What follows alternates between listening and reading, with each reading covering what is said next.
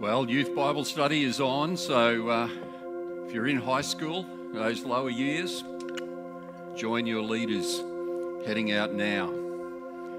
I've already booked my accommodation for Christmas. Anybody want to guess where it might be? Somebody said Melbourne, someone says Brisbane. Come on, a little north of Brisbane, but not too north. Sunny coast, all right? Every second year. When we did live in Melbourne, we used to either go to the Gold Coast or the Sunshine Coast because all our family is in the southeast corner of Queensland. So sunny coast it is for this coming year. On the Sunshine Coast, many years ago, a place called Burleigh, great beach, very good beach. On this particular day, we arrived, Gold Coast. Yeah, I know, people are listening, that's a good thing. We were on the Gold Coast, and there was a gutter right in front of the flags. And if you know what that means, it's where the water comes in on the waves and it escapes parallel to the flags, parallel to the beach, and then out through a rip. They'd set the flags up right in front of this gutter. Our kids arrived, and of course, we're good surf-conscious family, so they go into the water right in front of the flags. And it wasn't very long before two of my kids, who I shouldn't name, but I'd love to, David, my boy, and Talia, my number two. So Kelsey is innocent today. Out they go, and they're swimming in the gutter. And of course, the waves come in, and they go out. So Dad, who's standing right beside a lifesaver, starts pointing. The kids, those two. And he's just, device under his arm, looking way out beyond when right in front of him are my two kids on their way out towards the rip. Come on, what am I going to do? I'm out there. I'm straight out. Gallant Dad. And by the time I get to them, it's about up to here on me. It's way over them. They're doing the right thing. They're just dog paddling, not trying to swim. And we both, all three of us, get back to shore. I had a very gentle word to the lifesaver. Something like, I know you're not paid, but it is your job to do that. As I think about that event, which, as I was thinking this week, and realising that everybody is in the business of being recovered. Everybody is in the business of being redeemed. And we come to a redemption story today, the story of Naomi and Ruth. The story of a man, and we'll get to him later, called Boaz, who could be the hero of the story, but God is the hero of the story. I could not ignore the fact that all through the Bible, there is a story of redemption. That God is about recovering his people. And when he sees his people in the wash of the world, he will never stand still. He is running to recover that which could be lost. And he's recovering the lost every day. Isn't it beautiful to celebrate when lost people are recovered? Oh, wow. Redemption stories warm your heart. He responds. Our God responds and goes after his own.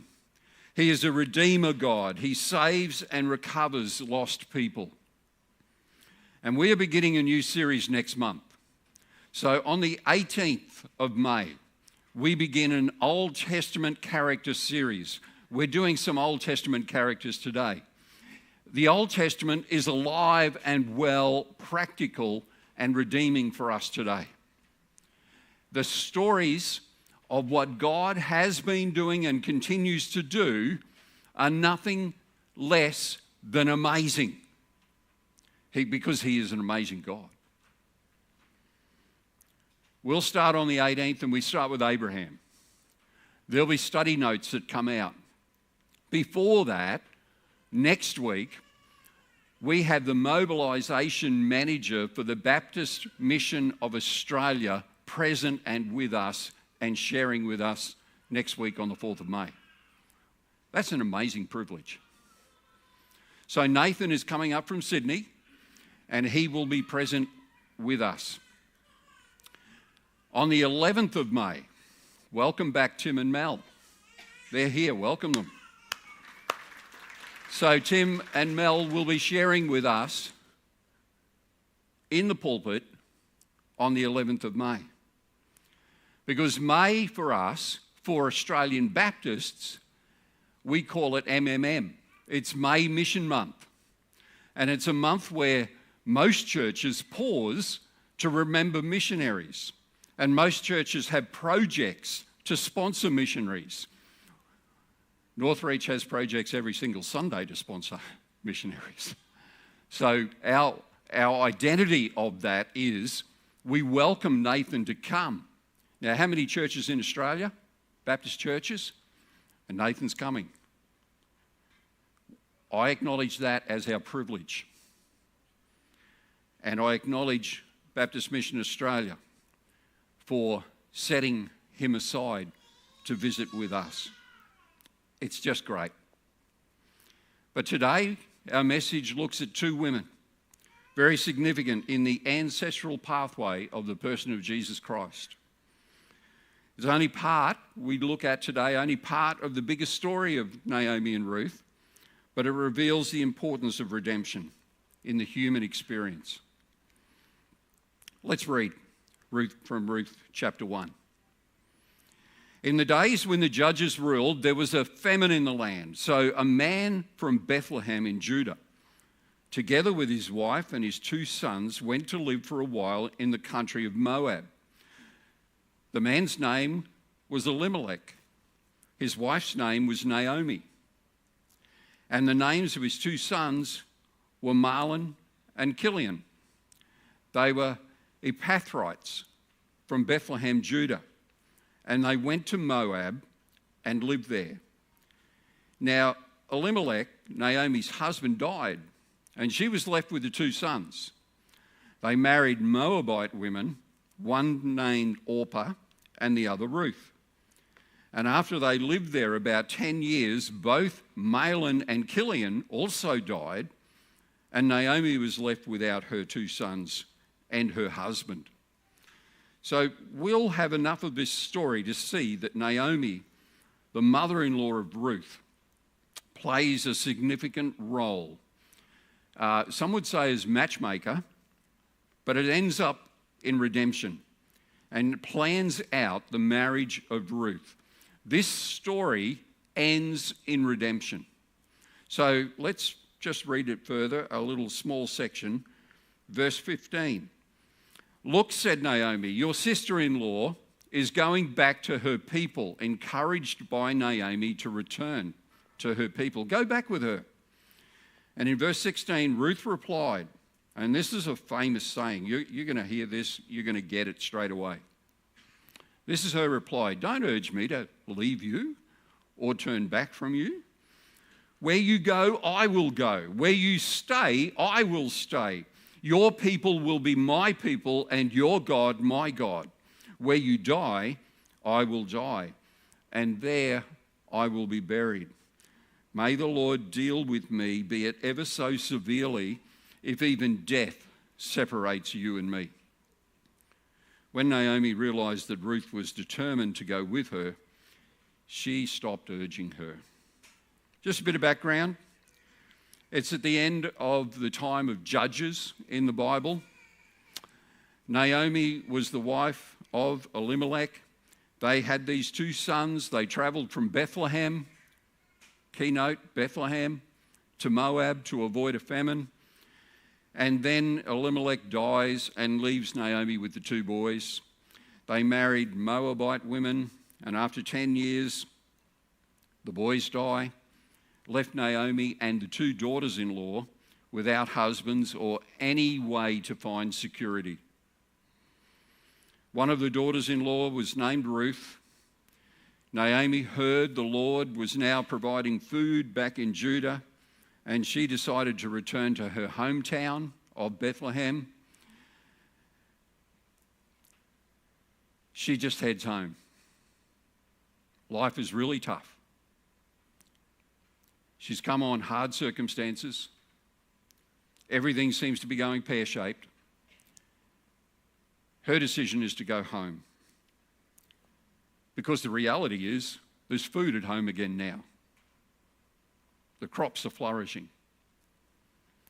So she told her daughter-in-law, both of them, to go back to their Moabite homes.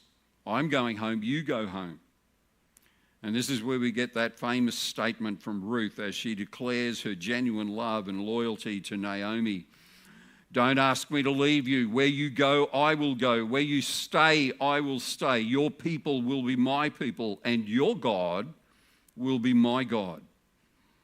Naomi realised that Ruth was very serious. So they set off for Bethlehem together. And when they arrived, an important part of the story, the women in the town recognised Naomi and wanted to know why she was back in Bethlehem.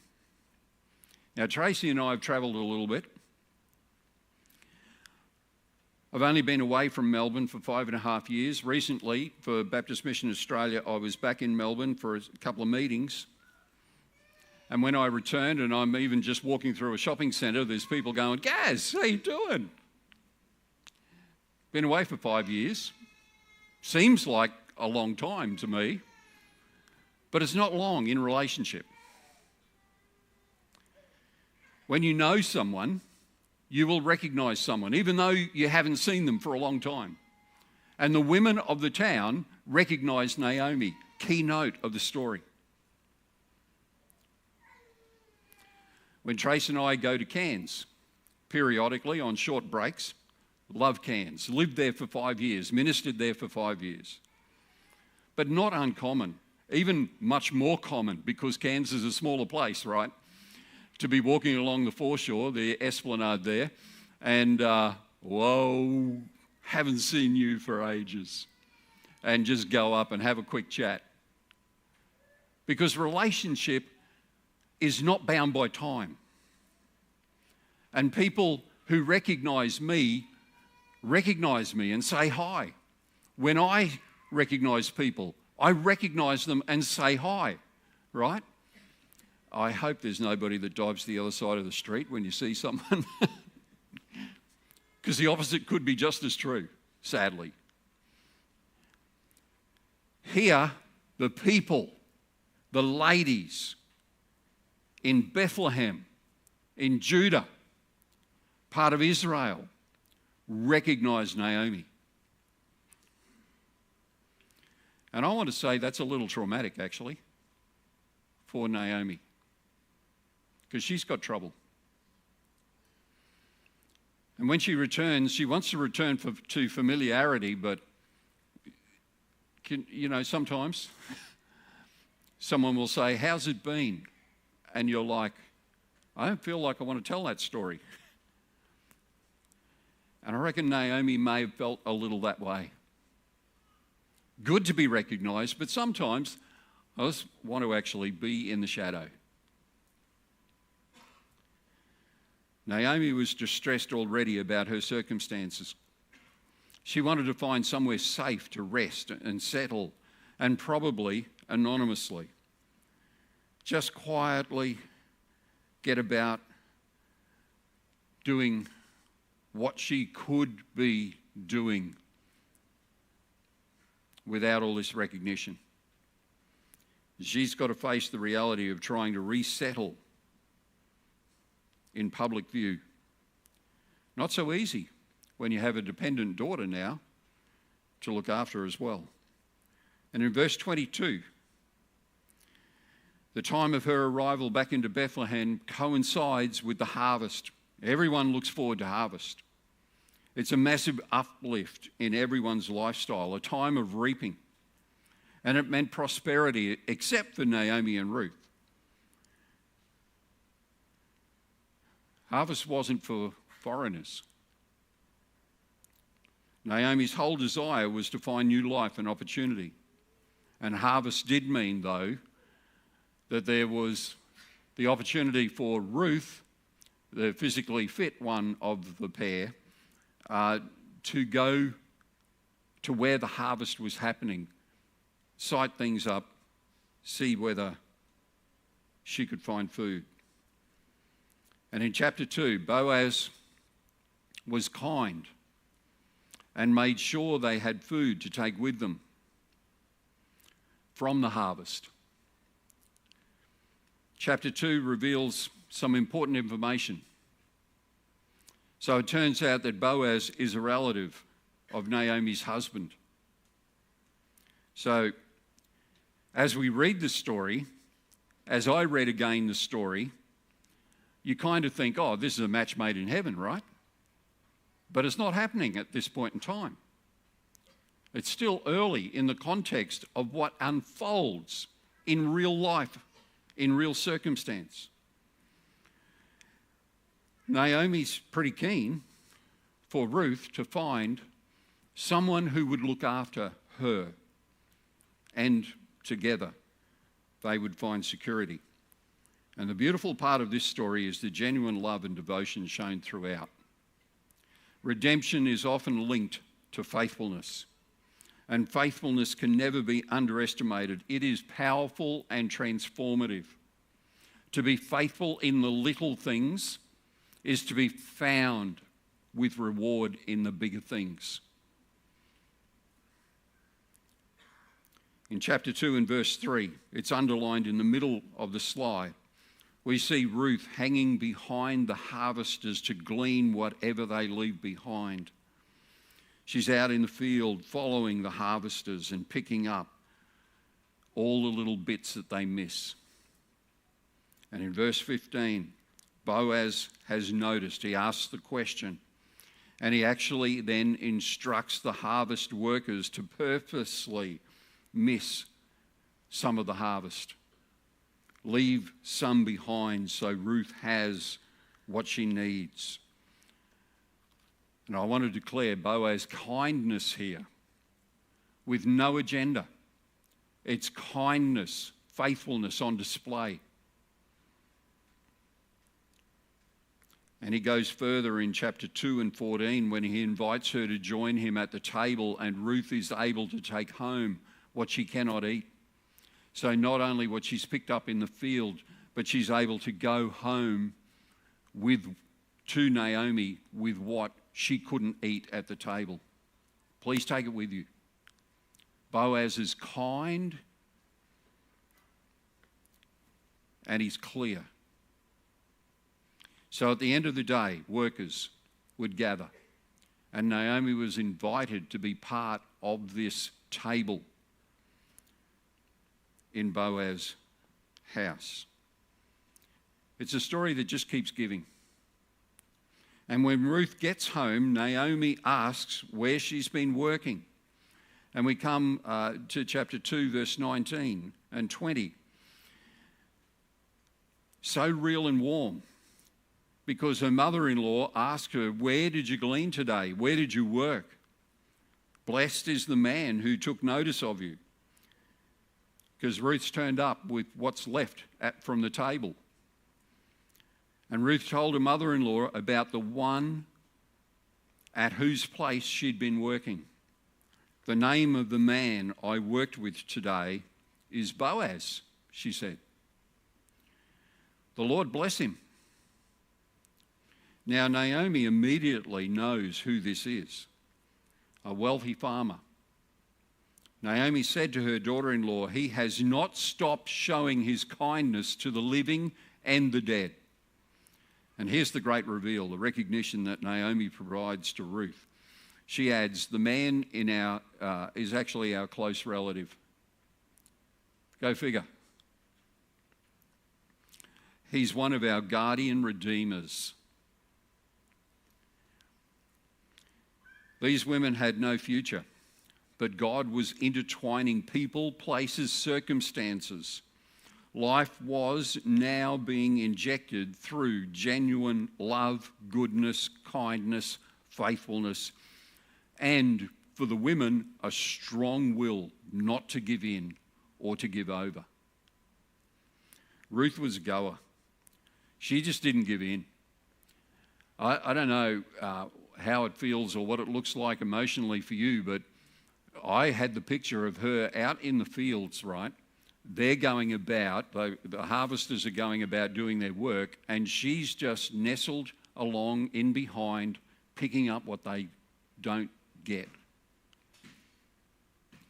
And it's probably not going to be the prize of the harvest, but she's getting what she can.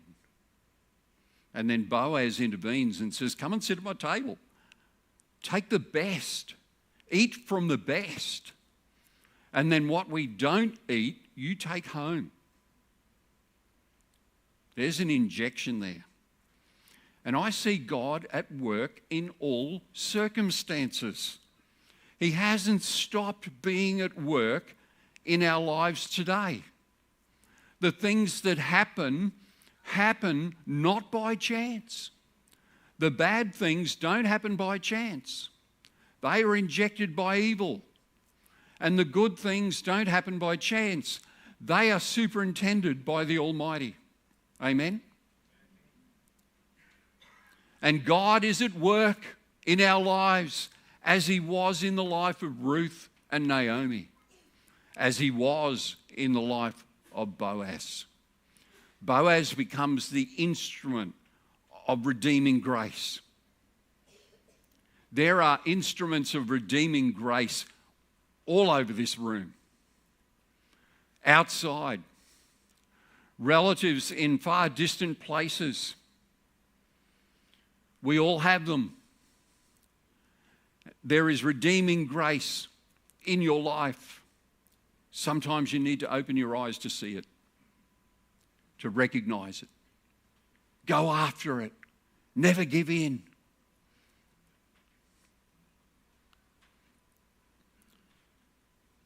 We see in chapter 3, Naomi has a plan for Ruth to visit Boaz. The story goes that after he's finished eating and drinking, he will go and lie down. Kind of the finishing floor, the threshing floor. After the grain's been harvested, it's threshed. And he's done. He's physically needs to go to sleep. So Ruth turns up, smelling of perfume, dressed to the nines. However, gracious and again faithful, doing things just as Naomi instructs and doing things as we learn appropriately within their culture. And in order to better understand and appreciate how the story actually unfolds, two things are going to be helpful. Firstly, we want to take a look at the biblical concept of levirate marriage. And then secondly, there's four key themes that are woven intricately all the way through this story, namely loyalty, loving kindness, mercy, and redemption. Firstly, a quick look at levirate marriage. Pretty unfamiliar to us today. If you've got some good Old Testament understanding, you'll get on this straight away. But for all of us, according to Deuteronomy chapter 25, it was a brother's duty to marry his deceased brother's wife. It was just kind of written. It was part of culture, but originally it was a a decree that God provided so that people who were widowed were in a place in society that without some assistance it was going to be pretty rough. And so the assistance was dedicated, that a brother would take on responsibility for his brother's wife if the brother died. So he and his deceased brother's widow were to give birth to a firstborn son. And the son would be named after the deceased husband to perpetuate his name and family. The son would also receive all the husband's inheritance. In terms of property law and Leviticus 25 and verse 25, we read, "If any one of your kin falls into difficulty and sells a piece of property, then the next of kin shall come and redeem what the relative has lost." So these Levirate laws, according to marriage, were determined by the Israelite society. So returning to Bethlehem in Judah meant this was applicable. These laws applied. God. So it's good, right? Women without a male family member were most likely destined to live in poverty. Women without any children were also destined to live without honour in the community because childbearing was regarded as a blessing. You don't have a husband, you can't do childbearing. So the Levirate law allowed for this blessing. This is the context for Naomi and Ruth. And future security depended on a redeemer. And the scene on the threshing floor, after this hard day's work and Ruth following Naomi's instructions, waiting until Boaz falls asleep, after this long day and night, he falls asleep and he stays asleep on the floor. Ruth moves in, lies at his feet. Risky in some senses, but not inappropriate in the culture. And then in verse 13, when he awakes, there's a promise to redeem her if her closer relative does not. There's another relative that's closer, but Boaz just straight up says, "I will redeem you." So Ruth is now guaranteed life. She has a redeemer. If no one else will, Boaz has made his promise. Bethlehem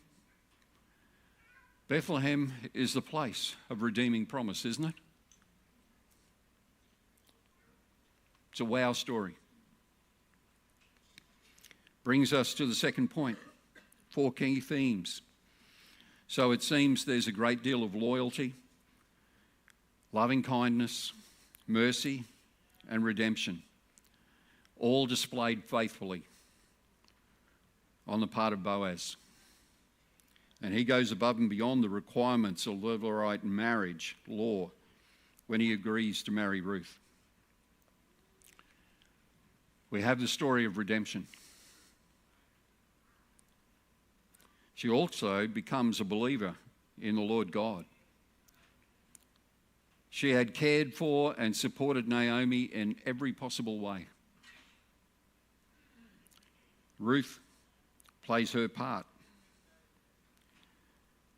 And in our story of Ruth and Boaz, we discover that both go beyond their required duty under the law to act out of loyalty and loving kindness and mercy. The whole idea of this beautiful restoration story underpins the need for love, kindness, and mercy. That every person alive back then and every person alive right now need love. Have an absolute requirement for mercy and are key responders to faithfulness. We see the church in action. We saw the church in action after a lot of rain, because genuine love goes beyond duty. True? Genuine love is shown in what people do when they don't need to do anything.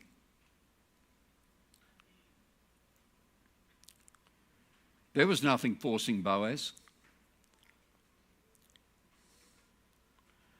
But Boaz just does a Boaz. He does what it is to be a kinsman redeemer. And it's there now for us, for history. Here's the biblical understanding. In Hebrew, the Goel. Boaz is able to redeem, to buy back the property of Naomi's deceased husband, Elimelech.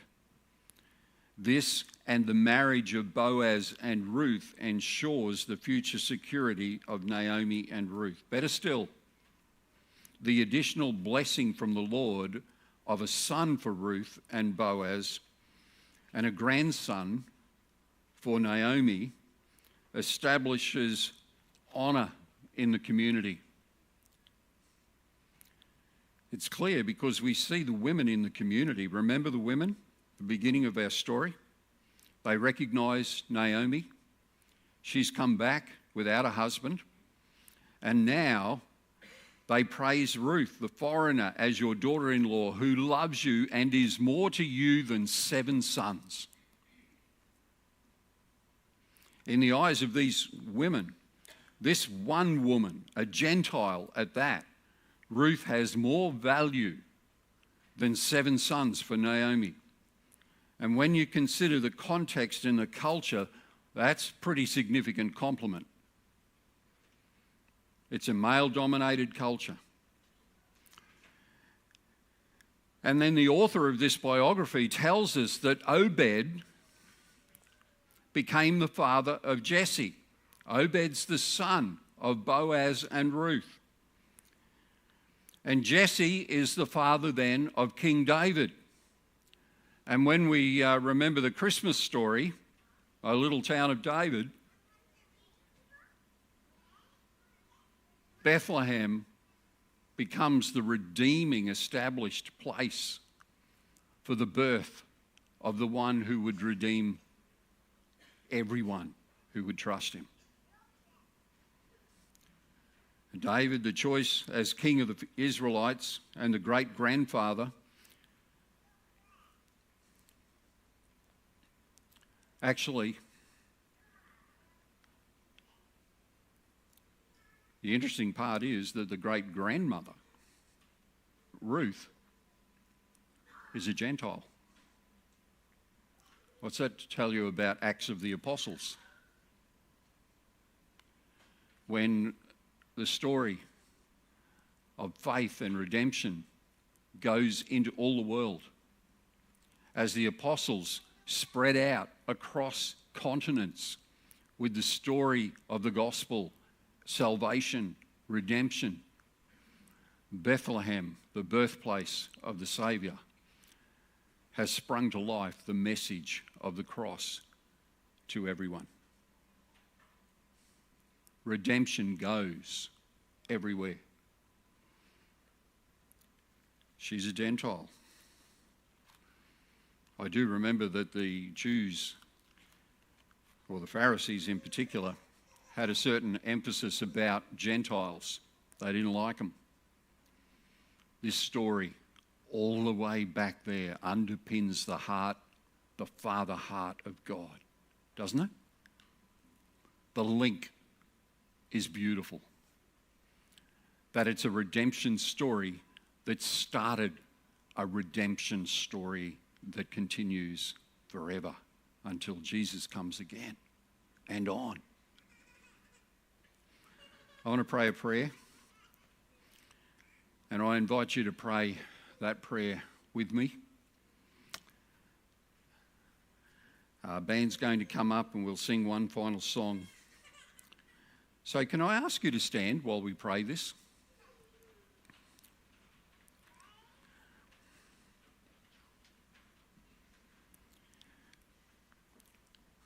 And make this your prayer as I pray it.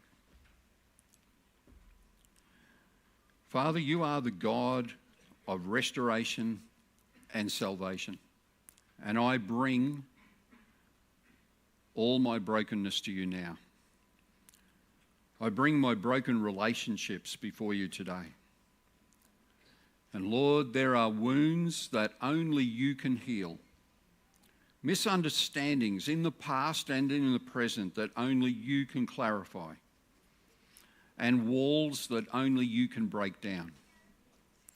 And I ask your redeeming power and authority to work in my life and in my relationships. I thank you for your redemption in Jesus Christ. And I ask you to bring unity where there has been division and love where there has been hurt. And help me to approach all of my relationships with humility and grace. Show me how to forgive. And when it's hard, how to seek forgiveness. And for the ways that I've fallen short. And give me strength to forgive others. And teach me to speak words that build up and encourage rather than tear down. Teach me to walk like Jesus and to talk like Boaz and to love like Naomi and to be faithful like Ruth. Lord, hear my prayer.